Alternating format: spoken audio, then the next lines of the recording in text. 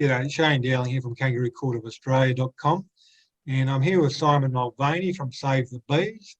We've known each other since, I think, 2016.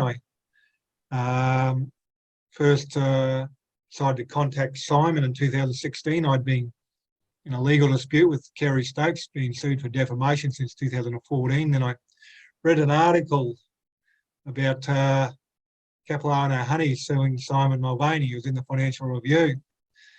And it mentioned the fact that the major shareholder was Kerry Stokes and he was suing me as well. And that's how I came across Simon Mulvaney in that article, and I decided to contact Simon, and we started talking, and I started writing about his the defamation suit Capilano had instituted against Simon, and Capilano only decided to sue me as well. So, and I think that only finished for me last year, 2021. I think it was finalised from memory. It could have been 2020 actually. It dragged on for years, and I've decided to contact Simon again because we've had a varroa mite outbreak, and I think that concerns me. And I think it concerns the public on two fronts. Number one, the potential damage it could do to Australia and our farming industry. Because a lot of that farming industry is reliant on bees to pollinate the produce. And also it interests me from a viewpoint, government corruption. That certainly played a part in Kerry Stokes and Capilano Honey's lawsuits, their defamation suits against myself and Simon Mulvaney. The articles they sued about were articles Simon wrote and I wrote about honey and the bees being poisoned by various pesticides. So I'll let you, Simon, you're obviously the expert in this area. I'll let you sort of maybe give an overview of the varroa mite problem we've got, well, Australia's facing now. Yeah, so we've been sort of on to the potential of this happening since 2017, and that's a big reason why I thought all bee products should be not imported into Australia, just by the sheer chance that this might get in. And so how many years on now are we? 5 years, and what we've really scarily predicted is now happening. There have been other incursions of varroa mite coming to Australia, but quite often if they come on stowaways as ships, they're dead by the time they get here. So fortunately, that happened in Victoria. They were dead when they arrived. But in this case, it seems to have taken hold, and it is particularly a sad day. There's several of my really good friends that are marked to have all their hives killed, in the imminent future. So yeah, devastating at the moment. And you're right about the food. We've got the livelihoods of people to think about. It looks like this year the New South Wales beekeepers won't be able to go to the almond pollination. If they went to the almond pollination, if they were allowed to, it would be a super spreading event. Yeah, that's in Victoria. Well, yeah, it's in Victoria. So they'd have to cross the border. But the almond industry, it's $1 billion industry. I think they're mainly owned, the almond farms, by US and Canadian companies. And I know they would be pushing the government very hard for beekeepers from New South Wales to be coming in. But that at this stage, that would be completely irresponsible. And I may as well tell people a little bit about bees in general. As a creature, they were never really meant to be moved around. If bees are kept solitary and varroa hits here, they and they're just you just let go and do its thing. It can only move between 3 and 6 kilometres a year. So I guess we learn about staying still a little bit in COVID, but literally bees are made to stay still and stationary. And this virus cannot, this parasite can't move too far if we don't move hives around. So yeah, at this stage in New South Wales, if you move hives around, you get $1 million fine. And the thing is that the beekeepers themselves need to move the bees to make a living. don't they? They do. A lot of them do in Australia. Yeah, they follow the nectar. But if you want healthy bees, like I ended up contacting Australia's leading expert on the bees. His name's Rob Manning, and he said we could get on top of every disease in Australia if we stopped moving hives for 2 years. But because they're so important to our food security, there's not much chance that would happen. But at this stage, I think we're all thinking short-term pain for long-term gain in terms of it's dreadful. They talk about 40 to 90% of hives will die out if varroa is just let go. And part of the reason we could lose so many is because our bees aren't used to it. Overseas, they've got genetics where bees can cope with it a bit more. But they talk about in New Zealand, up to 90% of their wild colonies of honeybees died as a result of this mite. I think moving forward, but we also need to understand where it's come from. I've noticed in the media, they're saying it come off a ship in Newcastle, but a bit of research says the outbreak is at Ben Brown's, his hives. And if you look at his father, Terry Brown, was convicted and fined something like 10 years ago for illegally importing queen bees in pens. So if the father's been convicted of that prior, you have to suspect there's probably and the son's hives are the ones with the outbreak of the varroa mite. It's not hard to put 2 and 2 together, say potentially he kept on importing the bees illegally, and that's where the varroa mites possibly come from, because like you said, when they've come on ships before, they've arrived dead on arrival. So for the government having a big roll of the dice, and as you know, and as I know, previously when we dealt with the government's in relation to testing for pesticides, they duck and they weave and they're all over the place. I think they need to come clean and identify that as a potential source for the varroa mite illegal imports. What do you think about that? I came across Terry when I was doing my investigations into Capilano, and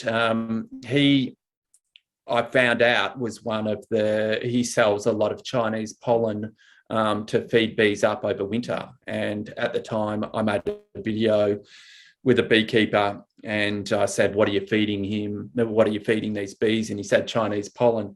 Anyway, Terry rang me up, and one thing he said, he goes, I'm with you in the fact that I hate Capilano.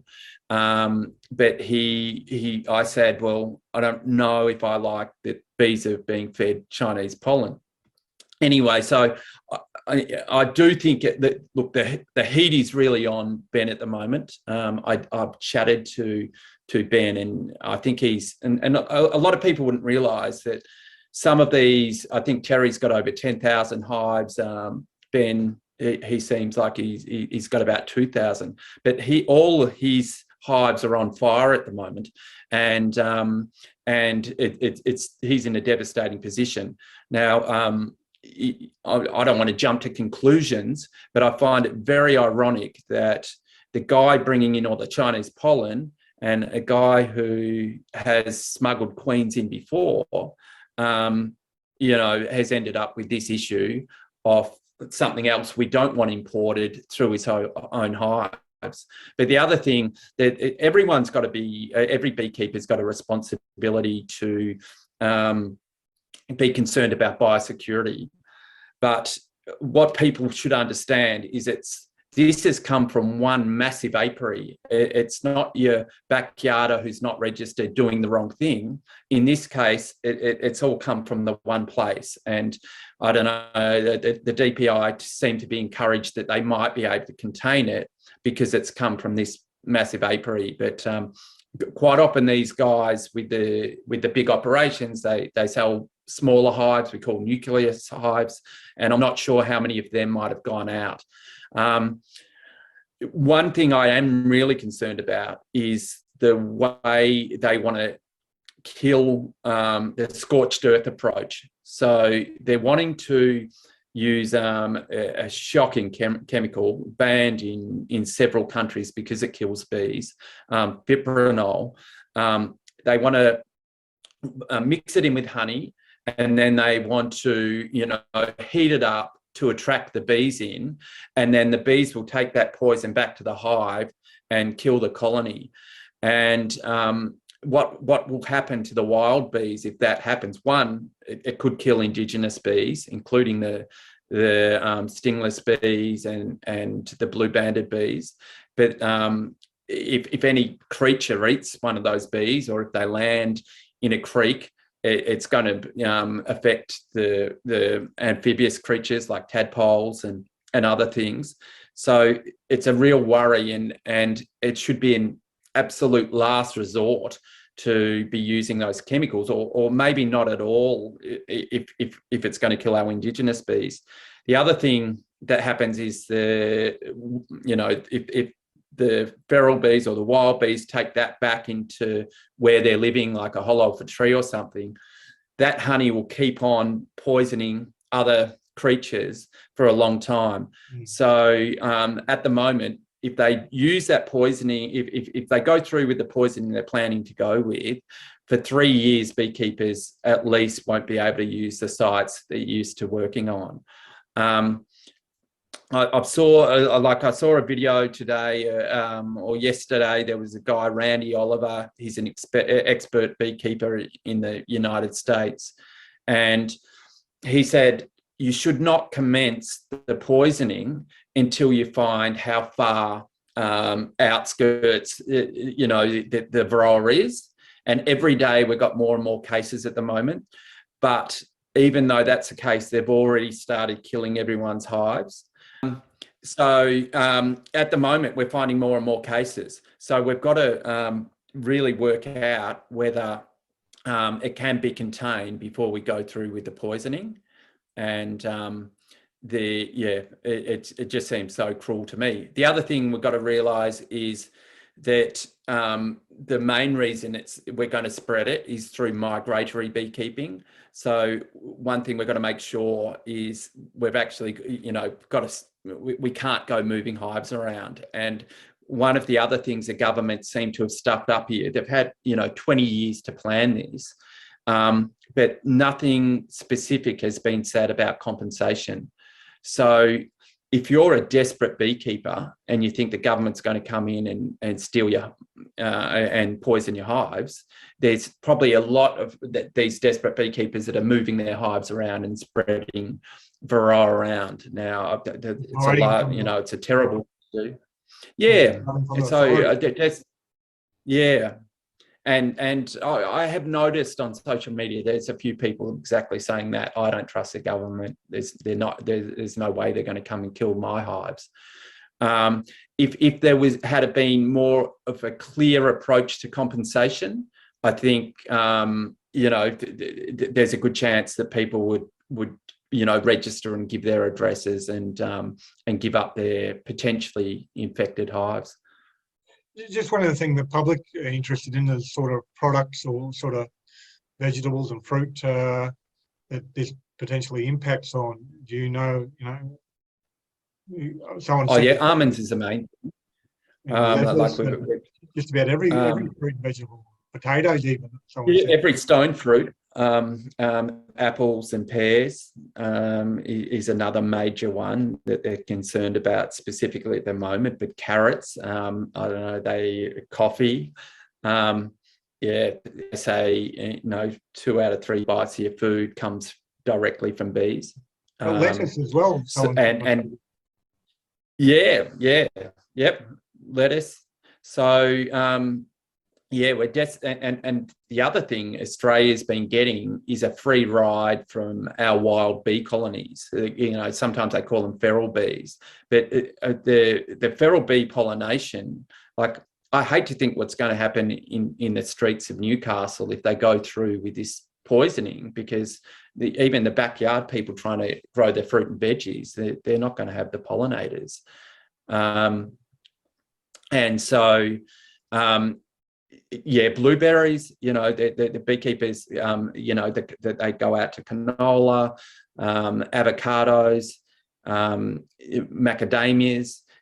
There is word that you might be able to use the native bees for some of those pollinations, but the native bees tend to only fly 500 meters, where the honeybee can go up to 5 kilometers, and there's a lot more of them. So, yeah, this is the worst nightmare for beekeepers at the moment. And yeah, whether it can be contained or not, it is getting more and more unlikely each day, unfortunately. Well, this is just the start of the outbreak, and we'll leave it there tonight. But we'll do a follow-up Zoom interview in a few days, a week or so, in relation to other aspects of it. Obviously, it's only the initial outbreak, and obviously this is going to be going on for months, if not years. And if people want to know more, they should visit your Facebook page, Save the Bees. You've got over 100,000 followers. And I'll be publishing an article on it, my website, Kangaroo Court of Australia, on Wednesday. I think that's the 6th of July, from memory. And I'll have further information and links on that. So other than that, thank you for your time, Simon. Yeah, thanks, Shane, and thanks for all your hard work over the years. I particularly with the imported honey thing, and that's one thing I'd like to say to people: if you can do anything now, go and buy some honey off an Australian beekeeper. There is a honey map on my site, which is bethecure.com. You go to the honey map, and you'll be able to find a beekeeper near you. And like if you are at the supermarket, try to make sure it's 100% Australian honey, and even better, like try to buy off a company that's not importing any honey at all. And unfortunately, there's a couple of brands that are at the supermarket hogging up space. One's called Cloverdale and one's called Gardner. Of course, they're green and gold, but they're not when you read the back, because they're full of imported honey, and it doesn't tell you where it's from. So please get 100% Australian honey.